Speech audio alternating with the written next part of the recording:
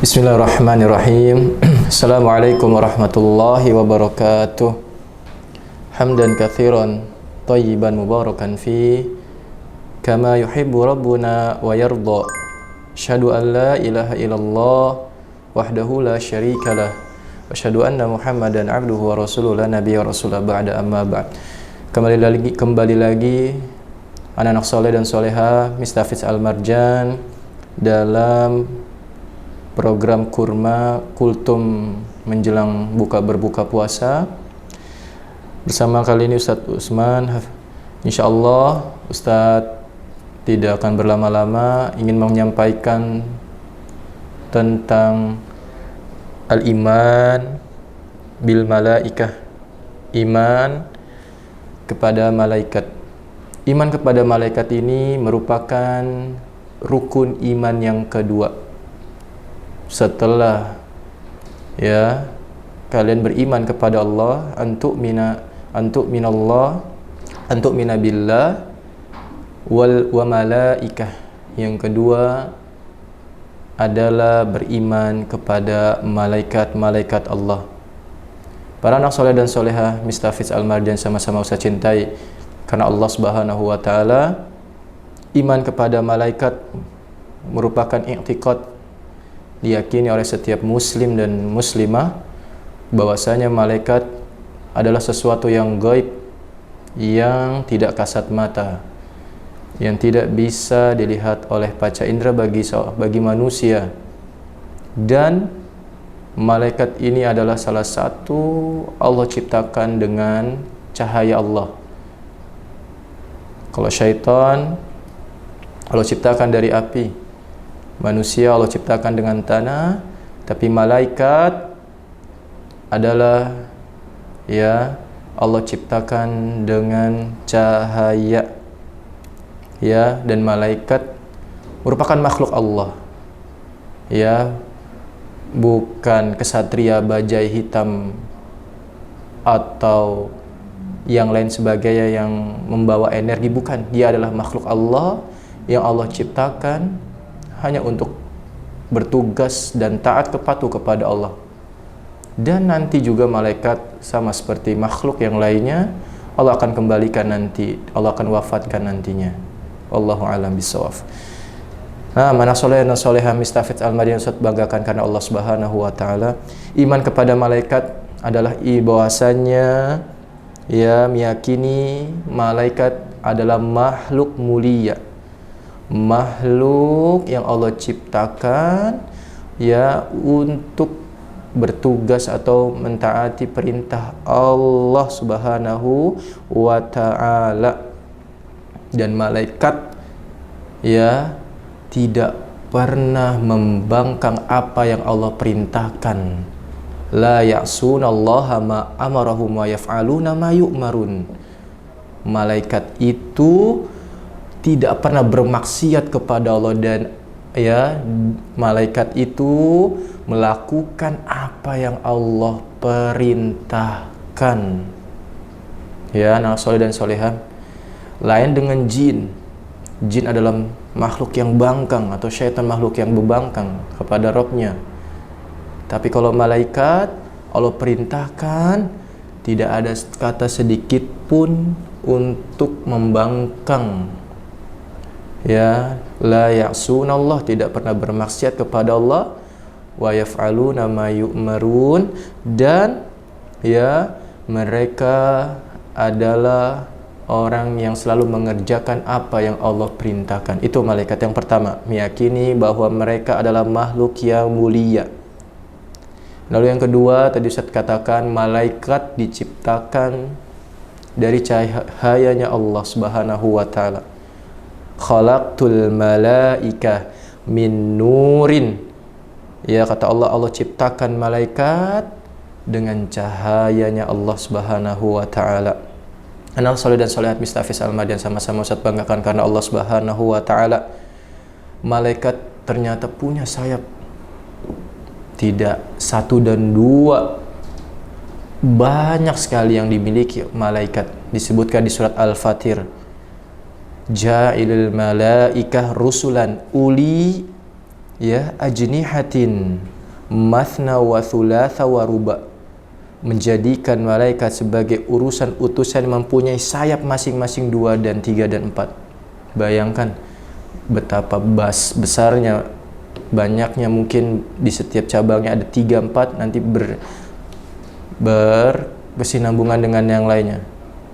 Anak soleh dan soleh Mistafiz Al-Madan sama-sama Ustaz banggakan karena Allah Subhanahu wa taala. Ini yang kedua. Yang ketiga, ya, bahwasanya mereka ditugaskan dengan masing-masing tugas. Jadi malaikat itu Allah berikan tugasnya masing-masing. Anak soleh dan soleh Mistafiz Al-Marjan. Mungkin kalian sudah tahu, sebetulnya malaikat itu jumlahnya banyak, tapi yang kita tahu, yang kita amalkan saat ini dari sekolah-sekolah kita juga ada 10 malaikat atau 9 malaikat. Di antaranya malaikat yang membawa wahyu dari Allah, ya, yang menjadikan perantara Allah dengan Nabi SAW. Wahyu dialah An-Namus, malaikat Jibril alaihi salam. Disebutkan sebuah hadis bahwasanya malaikat Jibril ini mempunyai sayap terbentang dari ufuk besar, bisa menutupi semua dunia ini dengan sayap bisitu nami'ah janah, 600 sayap. Betapa besarnya sayapnya malaikat Jibril alaihi salam. Masya Allah. Itu yang pertama. Al-malaikat, malaikat Jibril, dialah yang mengantarkan wahyu dari Allah Subhanahu wa taala kepada Nabi kita Nabi Muhammad sallallahu alaihi wasallam. Itu yang pertama. Kemudian yang kedua, ada lagi malaikat yang menghantarkan atau mengirimkan hujan. Namanya malaikat Mikail, bisa mengantarkan rizki atau hujan, dialah malaikat Mikail. Itu yang kedua. Namun yang ketiga ada lagi malaikat yang nantinya Allah akan bangkitkan manusia di trompetnya. Yang kedua yaitu malaikat Israfil alaihi salam, disebutkan di sebuah surat di dalam Al-Quran, wa nufikha fis-sur, dan dia meniupkan sangkakala. Ini adalah nanti Allah suruh malaikat Israfil alaihi salam untuk meniupkan sangkakala, dan manusia yang tadi di alam kubur itu dia bangkit semuanya mendengar tiupan tersebut, bukan tiupan trompet Kemudian tadi udah malaikat Israfil. Nah, ini yang keempat. Sebetulnya tidak ada malaikat Israel di sebuah hadis, adanya malaikat maut, malaikat pencabut nyawa.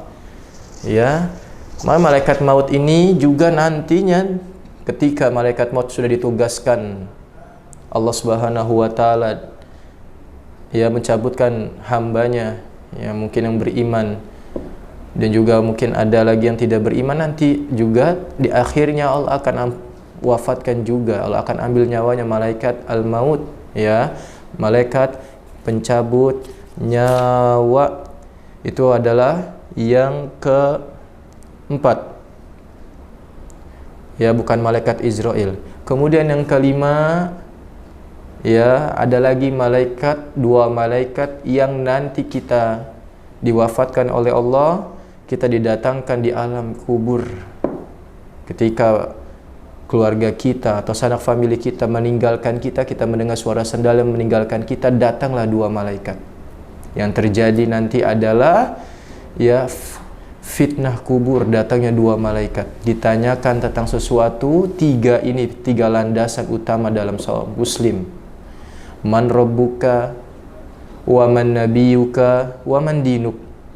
Siapa Rabbmu, kemudian siapa nabimu, dan apa agamamu. Yang bertanya inilah ada dua malaikat, yaitu malaikat Munkar dan Nakir alaihi wassalam.